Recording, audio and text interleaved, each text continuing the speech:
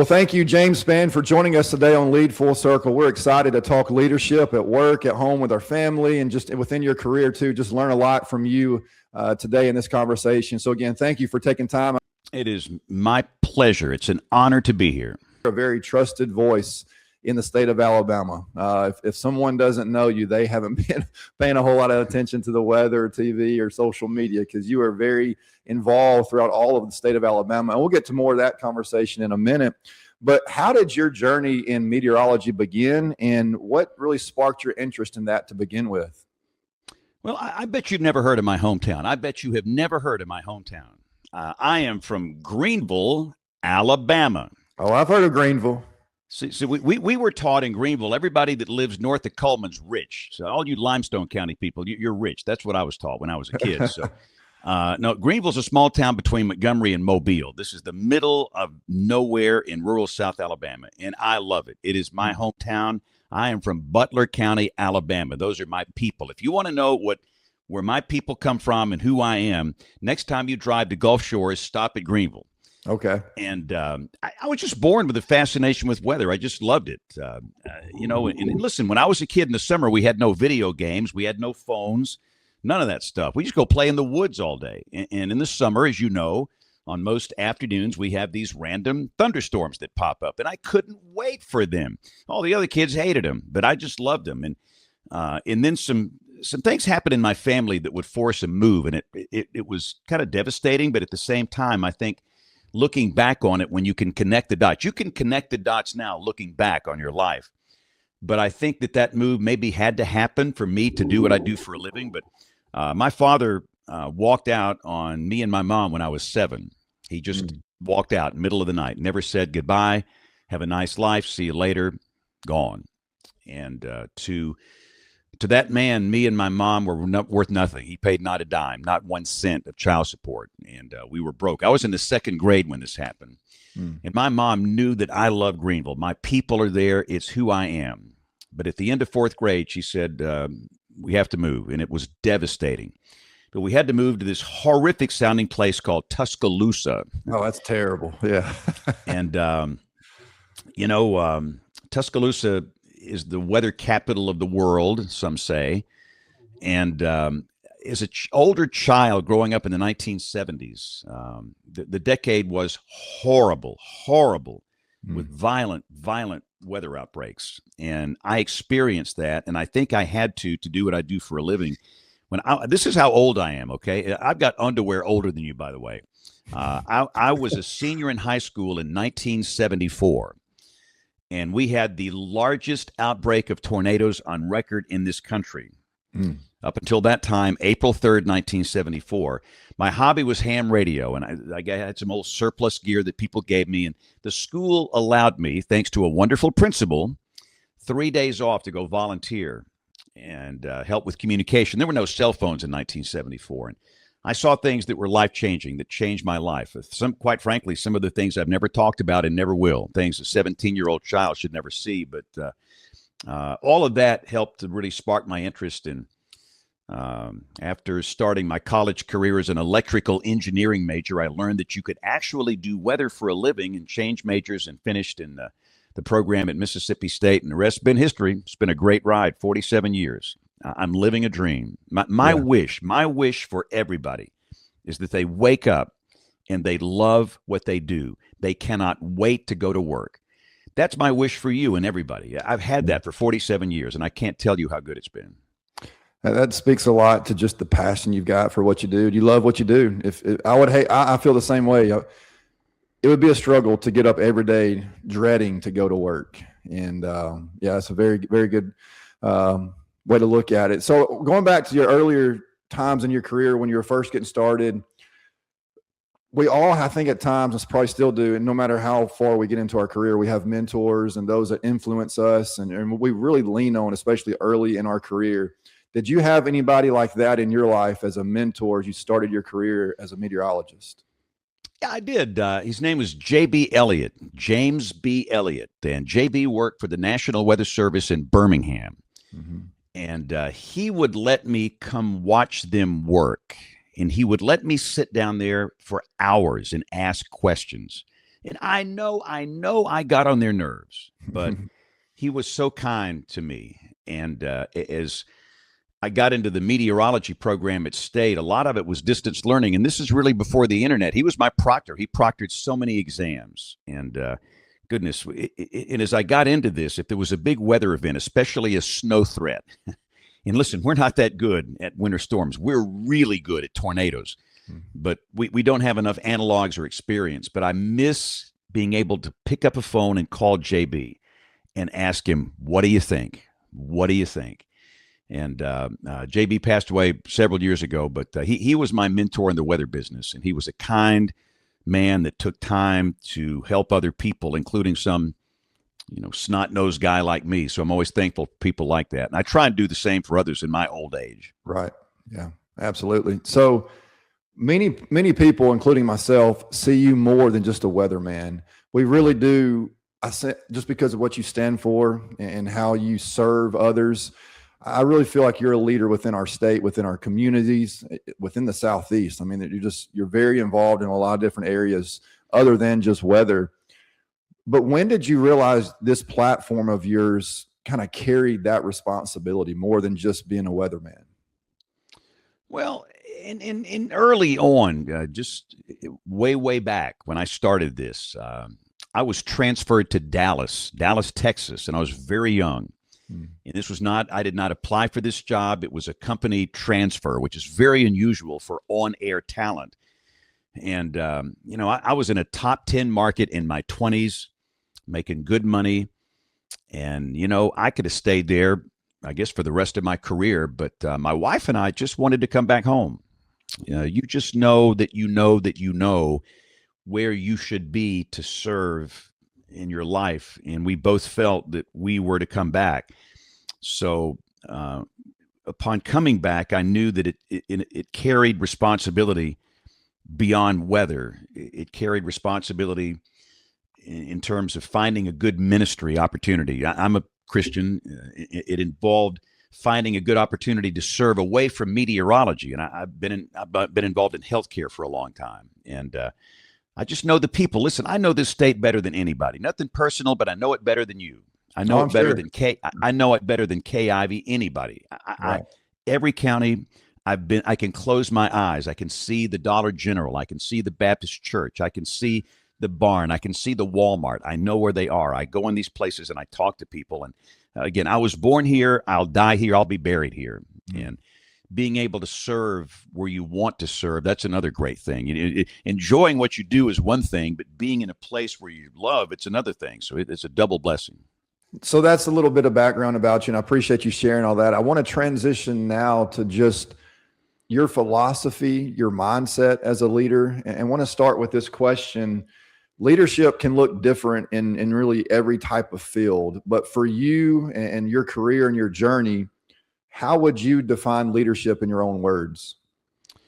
Well, listen, I'll tell you a secret here. I mean, I hire a lot of people. I hire meteorologists that work with me. I am involved in hiring healthcare administrative team members, and I'm looking for three things. And I don't care what you do. I don't care what you do. If you're selling widgets, I don't care. It will work for you. The first thing I'm looking for is somebody that has a passion for what they do. They love what they do. They love it, just like me. I want somebody like that working for me. And that is contagious when somebody loves it. There's no negativity. Chronic negativity is a cancer. Yep. Somebody that loves what they do, they're positive, and they're willing to work hard. Here's one secret about me. This is everybody listening to this or watching this, don't tell my secret, all right? Don't tell my secret. I am good at nothing. I am good at nothing. But hey, I will work harder than you or anybody else to accomplish a goal. Anybody. I've yet to find anybody willing to work as hard as I work. And maybe that's because they're so much better than me. But when my father walked out, I had to go to work when I was 7. They didn't have any child labor laws back then. And that's one thing I'm thankful for. I learned how to work hard. But again, passion and work ethic is one thing. The second thing is integrity. And that's maybe a topic for a different day. It's a touchy subject. Nobody wants to talk about that. But that's important to me. Somebody that, and this is my third grade definition. It's doing the right thing when nobody's looking. That's right. And integrity failures have cost this state. We've had some leaders with integrity failures. And listen, we've all made mistakes. My middle name is Mistake. But you take that mistake and you learn from it. These integrity problems is where you just don't learn from your mistakes. You constantly make them. But that's a big deal to me. And finally, the third thing, and this is the most important thing, it's leading and working with a servant's heart, putting the needs of others before your own needs. That's a key element to be successful. So if you could put together that passion, loving what you do, working hard, with integrity, and with a servant's heart, you will be successful in everything you do. People will want to hire you tomorrow, and you will be very successful. So that's the key elements of my style in my terms of leadership and what I'm looking for when I hire people. That's a perfect segment. In fact, here's another quick secret. All right, one more. And I'm going to quit sharing secrets. No, that's great. I love it. Let's say you want to work for me, whether it's in hospital administration or meteorology or whatever, children's ministry. So before you come into my office, I will eat a Rice Krispie treat. You ever seen those? Not the homemade kind, but the kind you buy in a store. It comes in this obnoxious purple wrapper, a really obnoxious purple wrapper. So I'll sit there and eat the Rice Krispie treat, and I will throw that wrapper on the floor. And then you come in. I want to see if you're going to pick up that wrapper and put it in the trash can, which is right by where I threw that wrapper. And that's not how you get the job. But by golly, it might be a tiebreaker. And it just says a little bit about the condition of your heart. So if you interview with me, pick that thing up and put it in the trash can. So that's neat that you bring that up. Way back when I was just getting into education, I was a high school basketball coach. And one of the first interviews I went on, they asked me the question, if you're walking in the gym and you're by yourself and there's a piece of trash, are you going to pick it up or you're going to get a custodian to pick it up? And at the time, I didn't quite understand it. But now I completely get why that question was asked. And it's doing the right thing when nobody's looking. That's right. And in the case of when you're in my office, I'm looking, but the really, ultimate trial is if you're going to do it when nobody's looking. So That's right. I just, again, it's, and I'll say one more thing, and I'll stop talking about people that interview with me. What's the first thing I do after the interview process? What's the first thing I do when I want to check somebody out? What's the first thing I do? I go straight to their social media feeds. That's what I do too. You can protect, you can lock that account down. You can protect that account. I will find you. I will hunt you down, and you can run, but you can't hide. What you post, it's out there. That's right. And if it's constant negativity, political rhetoric, and again, if you want to be a politician, that's great, but that's not what you're here to see me for. I'm looking for a meteorologist. If it's vulgar profanity, no. And that's fine. I'm a big First Amendment guy. You've got the freedom to do that. I will fight for your right to do that. But you won't be working for me. So just be careful with what you do with social. We're living in a new world now. 100%. And so when we interview somebody, we actually have a team at school that's one of the first things we kind of do is we start looking in social media. What are there any red flags anywhere that we need to be made aware of? So very good advice there, James Spann. I appreciate that. That's a perfect segue into our next question, talking about servant leadership. You've been talking about it now for a few minutes, but I do believe servant leadership is the most powerful form of leadership. And when I say that, I wanted to ask you a question about that. And you've talked a little bit about it already, so I hope it's not too repetitive. But how has servant leadership, how has that mindset influenced how you approach your career? Well, listen, it changes everything. If you want to lead with a servant's heart, and if you're doing what I do for a living, man, your job gets good. What we do, we can make a tangible difference in people's lives by what we do during life-threatening weather. And if you latch onto the concept of you being a servant with a servant's heart, you're here to serve others before your own needs. Goodness, what an opportunity we have. The first thing I do when I get these brilliant college students from all over the country, interns in the summer, these are kids majoring in atmospheric science. They can derive the vorticity equation. They're brilliant. These kids are incredibly smart. What's the first thing I do? What's the first place I take them? It blows them away because I will take them to the Walmart in Adamsville. And most people have no idea where that is, but Adamsville is a lovely suburb of Birmingham in a working class part of the city. But in that Walmart, you will find the best cross section of people that we serve, the public. You're going to find high income, low income. People live in the city, people live in the country. Every ethnicity, they're all in there. And I will engage the interns in conversation in the Walmart, eye to eye, face to face with people.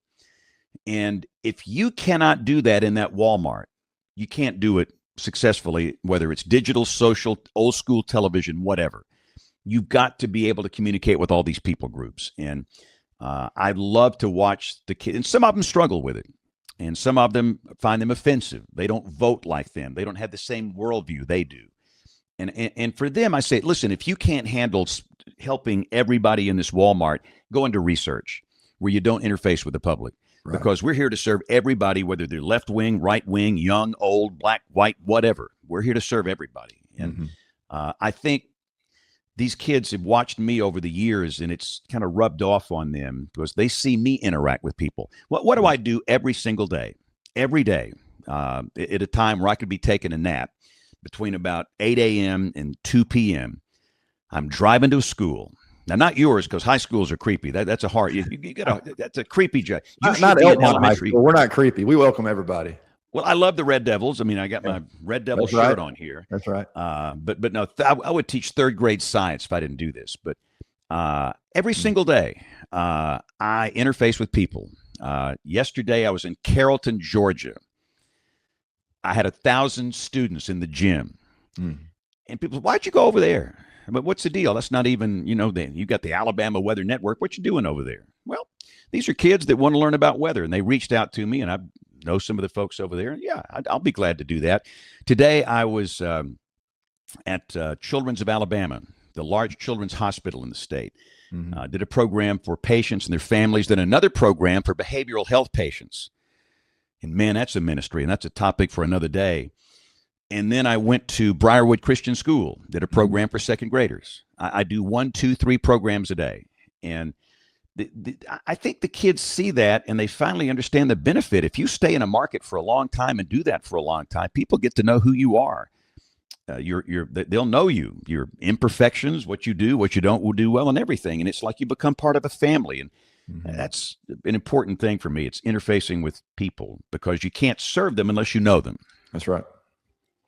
So still tying into your leadership philosophy and your mindset, I'm sure there are some disciplines you have, some habits you have that you try to do every single day to help you lead consistently. I'm curious of maybe what a couple of those may be.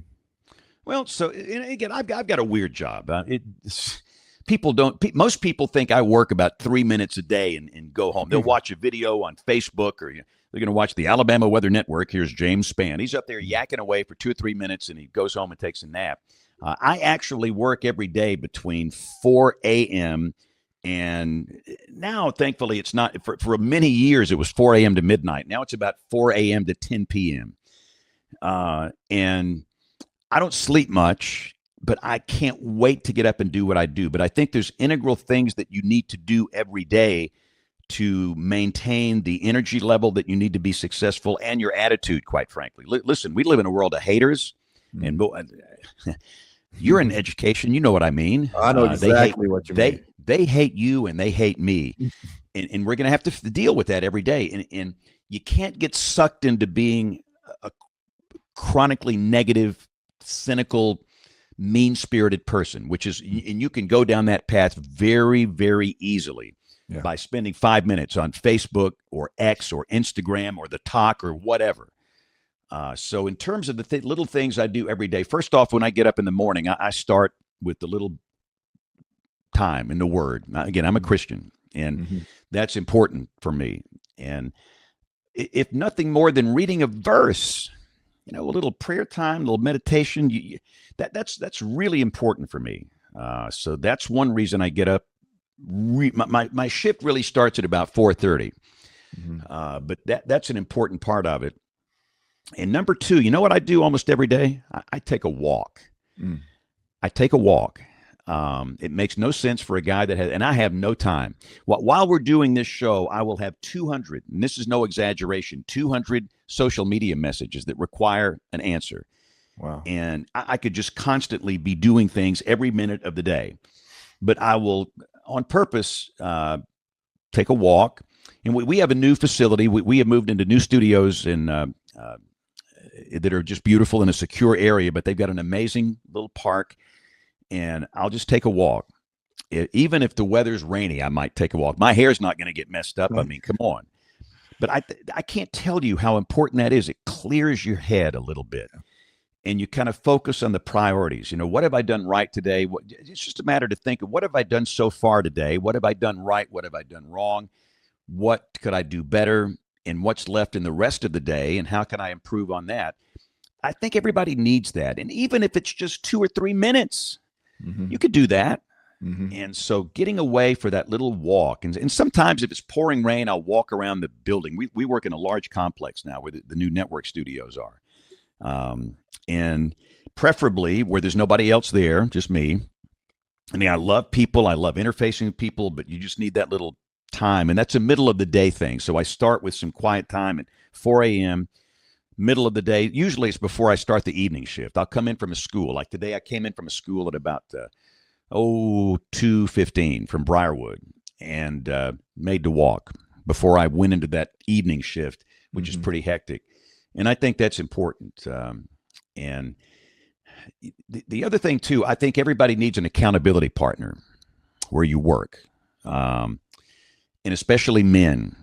And these are people that know you well, and you need to meet away from where you work at times, just to socialize and have breakfast or whatever. But if this person at work sees me starting to go down a bad path, if I'm really cranky, if I'm becoming chronically negative, if they see something in me they don't like, they'll stop me and say, wait a minute, you're going down a bad path. That's an accountability partner. They're not going to offend me. They're helping me, and I know that. And I think all men need to surround themselves with 2, 3, 4 guys where you work to kind of help you. And if you need to talk with somebody, and that's the other thing, we don't talk about behavioral health. Goodness gracious, I could do a whole sermon on behavioral health. You've got behavioral health issues in your family. I have them in mine. Everybody listening to this show has behavioral health issues. And if you say you don't, I've got a good sermon on lying. and you know what? My behavioral health struggles. It does. Listen, I've been told I should have been aborted by a coat hanger. Okay. I get this every day. It's brutal. It is. I've had more death threats in the last year than I've had my whole career. And I'm just a weather guy. And these are credible threats. And even, and I'm strong as an ox, physically and mentally. But even some guy like me, it can wear on you mentally, and you need a mental health break. And sometimes the other thing, and I know I sound preachy here, but beyond the accountability partners in your workplace, understand that if you need to talk to a professional, a clinician about your mental health, that's not a sign of weakness. That's a sign of strength. Okay. Everybody needs to hear that. And we have a mental health crisis in this country right now. And by going to a professional, please understand that's a big sign of strength for me. So accountability partners, a walk, little meditation, and knowing that you can call a professional if you need mental health assistance. Yeah, that's really good. And I agree with all that. A few weeks ago, I did an episode on winning the first hour of the day. How you start your day is so important. And for me personally, a Christian as well, I believe in prayer, Bible study, and then taking care of yourself physically in whatever capacity you can. And I believe the same way you do. And that's so rewarding to hear you say that. And let me chase one more rabbit here. You'll never invite me back because I talk too much. No, you get me on this subject. For a long time, I ignored my physical health. I don't sleep. For many years, I slept 3 hours a night, 1 to 4 a.m. And this was for probably 40 years, 3 hours a night. I'm do better now because I'm not having to do the Ron Burgundy 10 o'clock news anymore. By the grace of God, we have a new statewide network, and my schedule's been adjusted a little bit. But I ignored my physical health, and I honestly thought I was dying, physically dying. I had no energy. I just felt horrible. And this was 12 years ago. And there was a little gym right across the street from where I used to work back then. And our son played baseball at Spain Park High School, very good athlete. And he trained over there. And I thought it was just for athletes, but they got a section for regular goobers like me. And I went over there, and the first time I was sucking wind so bad, I had to sit down every 3 minutes. The third time after I went, I got back to the TV station, I physically vomited. I mean, my body rejected it. But then it started to kick in. And for 12 years, I've been and again, you've got to make the commitment. You've got to make the commitment. I go Monday, Wednesday, Friday. And this is cross training. I'm doing wall balls, sprints, box jumps. I back squatted 210 pounds. Now, for you, it's nothing, coach. That's nothing for you because you're a young guy. But listen, I'm old, and that's not bad. Full depth squat, 210 pounds. Let's I'm go. strong That's as an awesome. ox. Yeah. And that, I will tell you, that is, it cleans your mind for some reason. You walk out of there, and yeah, you're exhausted after a hard workout, but there's something that just renews you when you do that. And when you're in good physical condition, you are in good mental condition. Your mental cognition is so much better. And right. For what I do for a living, I cannot let that slip. The day that starts to go, I'm done. If you call out a wrong street when there's a tornado down, that could kill somebody. And so I will just add to the routine, watch your physical health. And listen, I don't care how old you are. I'm old as dirt. And if I can do it, you can do it. That's right. So switching a little bit to your career journey, and we all go through different seasons of life. And I think with that, our leadership style evolves over time. So I'm curious to hear from you, looking back through your career to where you are now, how have you seen your leadership style, the way you approach that? How have you seen that change over the last few years? Well, this is how old I am. I started doing the weather professionally in 1978, making $1.80 an hour.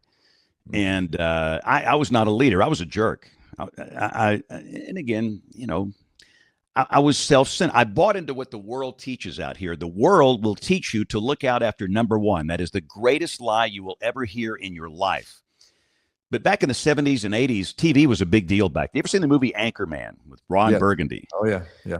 I lived it. I lived those days. And you think you're some kind of a big deal just because you're some guy on TV. And I was very, very selfish. And I was not a leader. Listen, and by the way, I look good. I look good on paper. I mean, I look so stinking good on paper. I mean, I was, involved in this ministry, and I was teaching this class, and I was a deacon and all these things, but that doesn't state the condition of your heart. Right. And by golly, some accountability guys, again, I was in an accountability group, and they knew that I was very self-centered, and they challenged me to pray a prayer that changed it all. This was so long ago. Open my eyes and open my ears to the needs of the people around me. That changed everything. And they told me, somebody will be burned in your heart that you're to go help. And I knew who it was the next day, and it's a story for another day, but it was my father. I was 37 years old. He walked out when I was 7. That man crushed me like a bug on a windshield. You don't know how bad it hurts now and then. I tracked him down, and there was no relationship. He had alcohol dementia, and he didn't know who I was, but I was able to tell him I forgive him. But that whole thing changed everything, and that's when I started to buy into the concept of, it's not about me. It's about the people that we serve. So I would say when I was 37 when that prayer came along, 37 years old. I was no good in my 20s and 30s. I was okay with weather, but not on the leadership style. But that's when it started to kick in. And all of a sudden, I saw things I never even noticed before. I would walk right past people in need where I work that needed things. And I'd say something nice to him. Hey, man, I'll pray for you. Or, I'll see you tomorrow. I'll help you out. I didn't care. But everything started to change. And as you start to invest yourself in other people's lives in a very intimate way, it's very rewarding. And it's almost addictive. It's almost like a dopamine hit. Man, that feels good. This is kind of like why I'm here. And so the journey toward the leadership style started back in my late 30s. and I've tried to get better every year. But another big change that came along was 20 years ago when I accepted the job. Say the job doesn't pay a dime. This is a ministry as the chairman of the board of a major hospital, big hospital. That's a big job. And I had to grow up real fast and learn a lot about leadership in that situation because it was a struggling hospital. It was in a part of town where the population had basically moved away, the population base, and it was going to go belly up. And the clinical outcomes were incredibly good. And everybody was discouraged. I said, no, let's find a partner. Let's move it. Let's move it. Let's make it happen. I love big projects. And the one thing I learned to do in that is to dream big. Real leaders dream big. They dream big. We're so limited by these small dreams that we have. And that hospital project really helped me. We got that sucker moved. We got that thing moved 10 years ago. We are a large tertiary care hospital. Now it's called Grandview Medical Center on US 280. Yeah. We have patients from all over the southeastern states. We have more births than any other hospital in the state, including Huntsville Hospital and UAB. And the culture we've tried to build in that hospital, it started with that dream. So that's the other thing, too. I learned how to dream when I took the healthcare volunteer position 20 years ago, which I still do. And I'm still learning. That's the thing. That's the other thing. As I get older, I realize how much I don't know. And that's true about meteorology, okay? And it's true about leadership and being a true leader. Because I see a lot of old guys, they get crusty. Hey, man, I know it all. No, you don't. If you really think about it, you think of all the experiences you've had, you realize how much you don't know. And that humility is a big part of it. And that's another part of leadership that you must have. It's humility, okay? That is missing in my science. And I've said this to AMS annual meetings, our professional society. I preach this. Humility is missing. We don't know it all. There is so much we don't know. And I think that's a big part of leadership too. I've learned that along the way. Yeah. One more question I want to ask about your career, and then we'll transition to some family conversation. I think this is an important question. As you've gone through your career, we're going to always mess up. We're going to make mistakes. We're going to have setbacks at certain times, and we're going to learn from those mistakes. Is there anything, and not to get too personal or anything like that, but does anything come to mind about a setback or mistake that you learned the most from in your career? Well, and obviously what I predict the future. Hey, predicting the future is hard. If you don't believe that, coach, fill out a March Madness bracket. Let's see how you do, okay? That's right. I mean, I tell people that all the time. March is almost here. You fill out that bracket. Let's see how you do. That's right. But obviously, my biggest mistakes that are public-facing mistakes has been blown forecast. And where we are here in the Deep South, it's typically involving a winter storm. So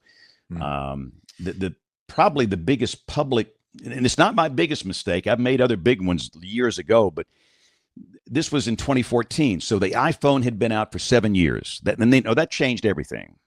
When the smartphones came out, now you can go attack anybody you want to like that. And so we forecast basically a little dusting of snow, no travel issues, no big impact. The big problem's probably in South Alabama. Even there, not so sure they have a lot of issues. Little dusting, no more than that. That thing turned out to be Snowmageddon, which is very famous in the Birmingham market. Some people were stranded on the roads for 12 hours, running out of gas, getting cold and hungry. They were burning anything they could burn on the side of the road to stay warm, and I was responsible for that because I missed it. We had a flash freeze is what happened, and we did have a little more snow than we thought. We thought we'd have a dusting. It was about 2 inches. It wasn't a big snow, but the snow came down, the snow melted. The air was 18 Fahrenheit, and that's what I've had no experience with. Typically, when it snows here, it's 30 to 35. It was 18, flash freeze. It was incredible. So, and there was human suffering because of me. And, what do you do? How do you respond to that? And I wrote a public apology, and man, I was just condemned by many in the professional weather enterprise. You shouldn't do that. Well, why not? I screwed up. The first thing you have to do is admit you made a mistake and apologize to people because there was real human suffering because of me. I'm responsible for that. Me. The buck stops here. And that's part of leadership, is taking responsibility. I see so many people that cannot admit that they're wrong. Yeah. It's almost like they're narcissists. And so many of them are in politics. Goodness gracious. I would never be a good politician because I would be admitting mistakes and the things I've done wrong. But I decided to write an apology. It's still there. The world can see it and explain what went wrong. And this is what I'm going to do to be sure this doesn't happen again with a situation like this. And I wanted to publicly thank everybody that became a hero during that event, including teachers. Some teachers stayed not 2, but 3 nights in schools with elementary school age kids and fed them, kept them entertained.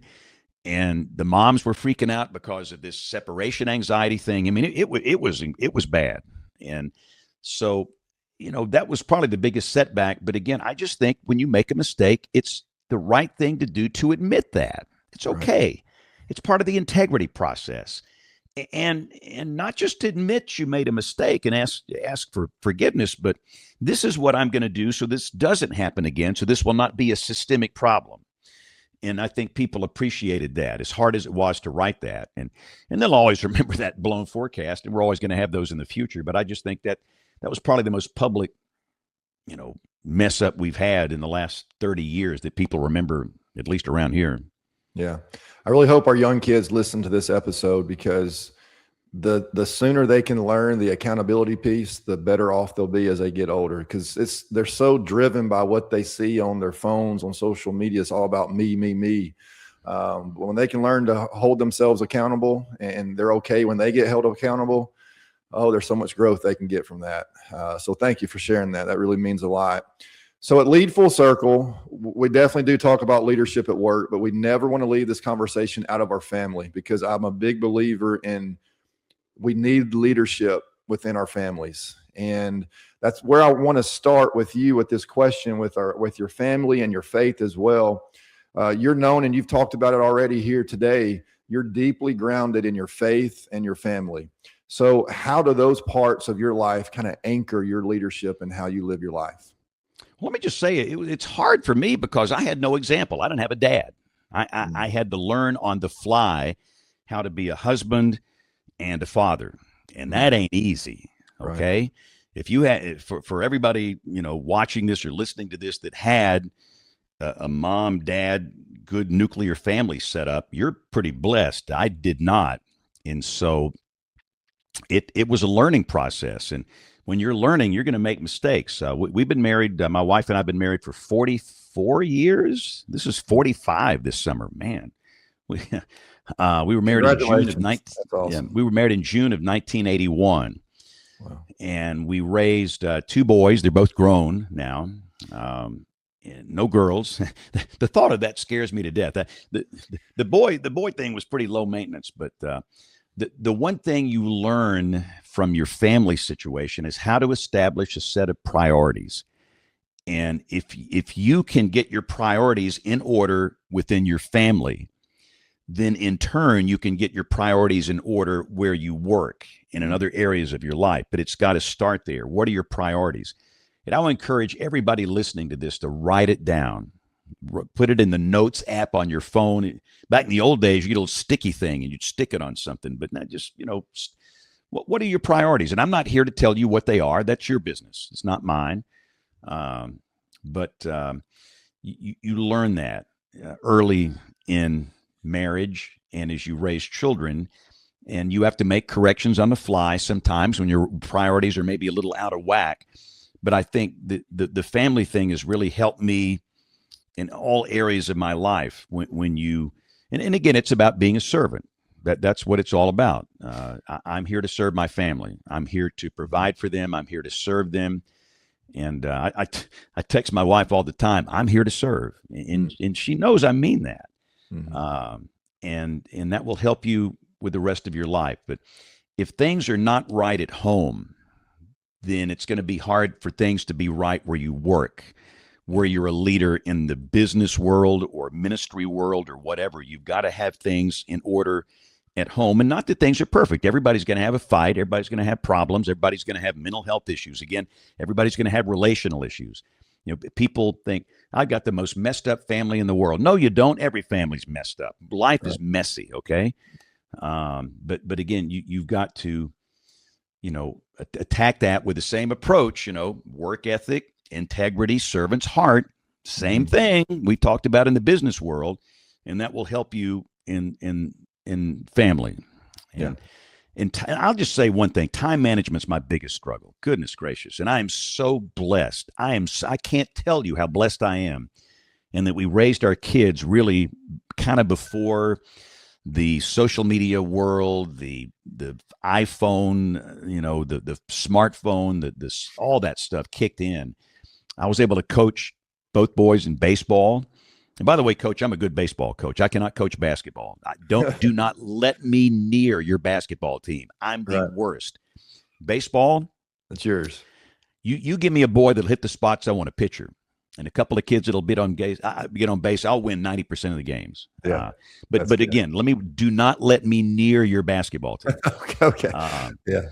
But I was able to coach them, and I look back and I really don't have any regrets. And that's the one thing I challenge everybody when it comes to your family.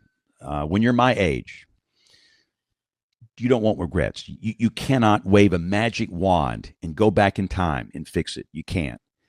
Your chance to fix it is now. That's right. And so just remember, you're there now.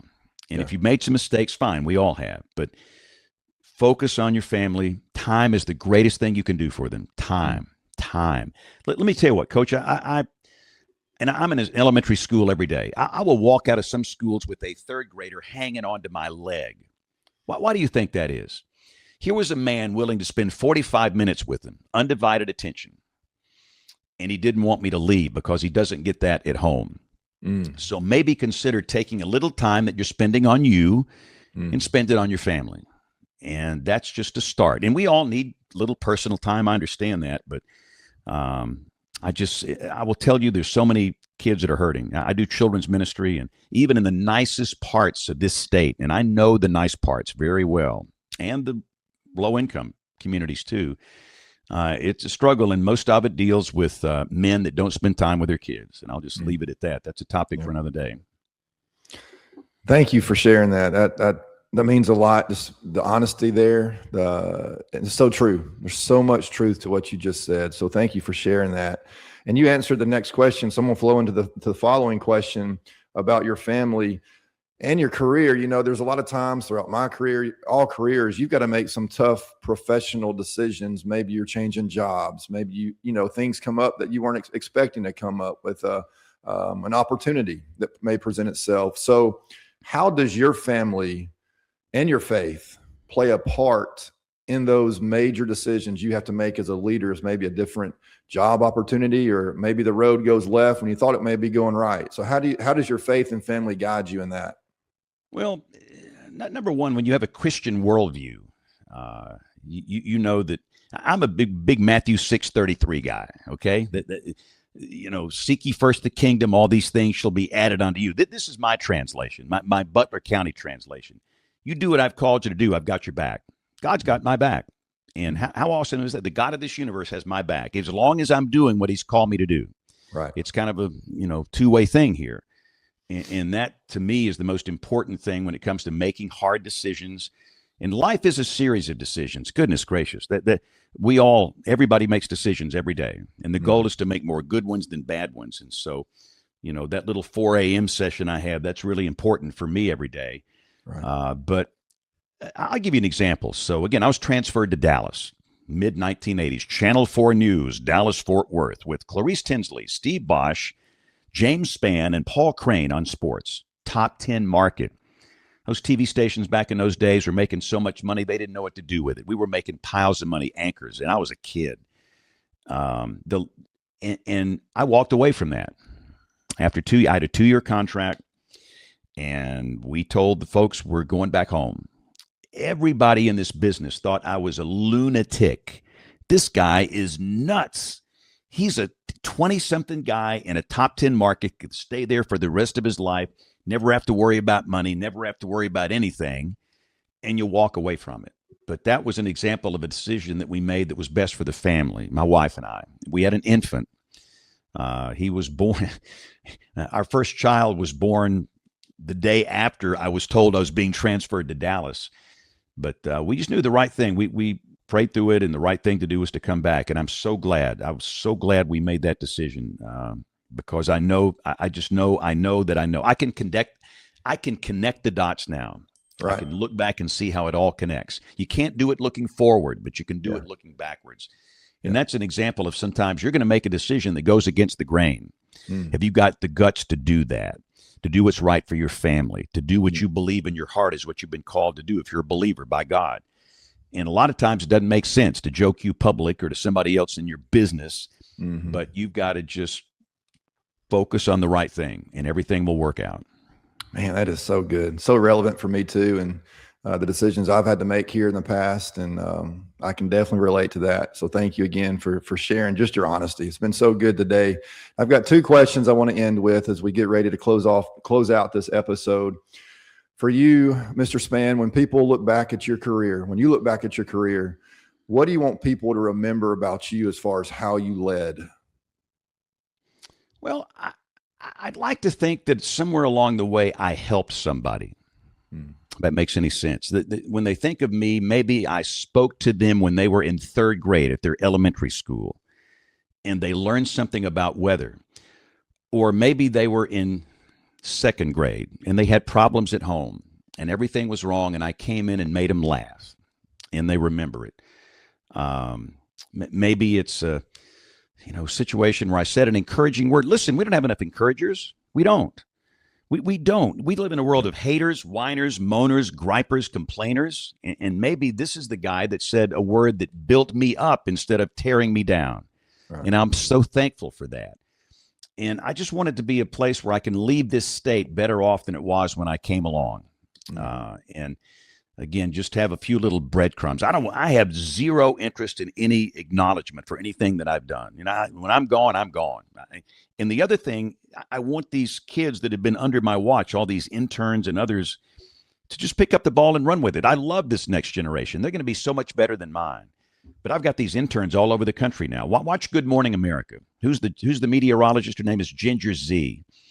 Ginger is one of my kids. Her name's Ginger Zeitgeist. We gave her that name. We said, Ginger, that sounds like something that should be surgically removed. We just started calling her Ginger Z. Yeah. And I've got all these kids all over the country, and maybe there's a little bit of me in them that's going to go forward and they'll be better than I was. So I just like to think that, along the way I helped somebody and made somebody smile. Goodness, there was a horrible, horrible head-on collision last night in Marengo County on US 80.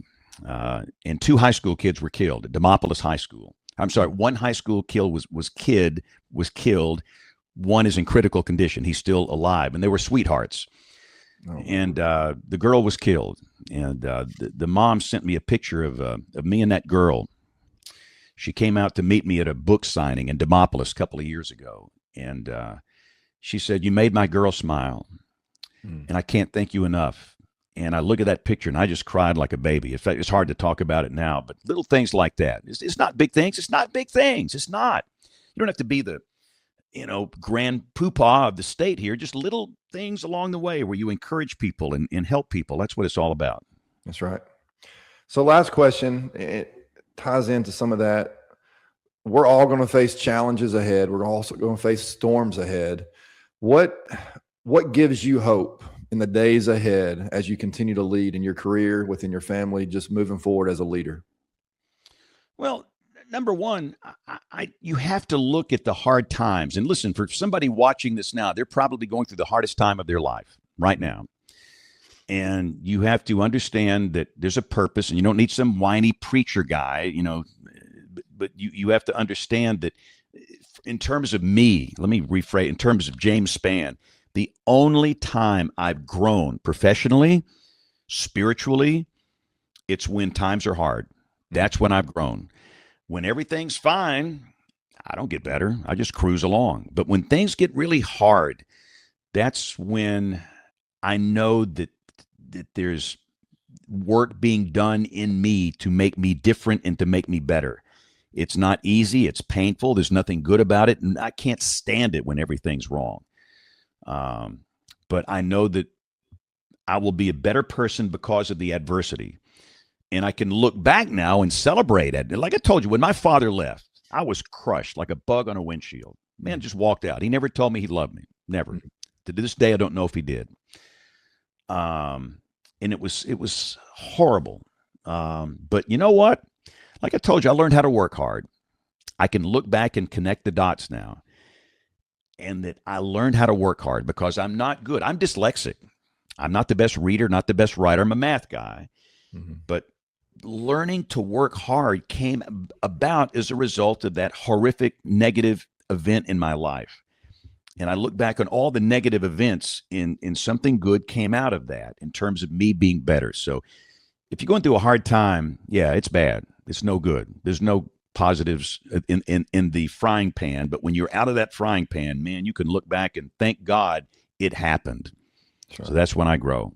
Yeah, that's so good. Well, Mr. Spann, well, there's been so much I've learned just in this short conversation. I'm so excited to share this and for others to listen to it. But thank you so much for taking time and just pouring out your heart and just being so honest with us. That just shows another who you are. You don't hide from it. You don't hide from anything. I mean, you are, who we see today. And I appreciate that so much. And thank you for taking the time again to join us here at Lead Full Circle. My pleasure, Coach. Go Red Devils. That's right. Go Red Devils.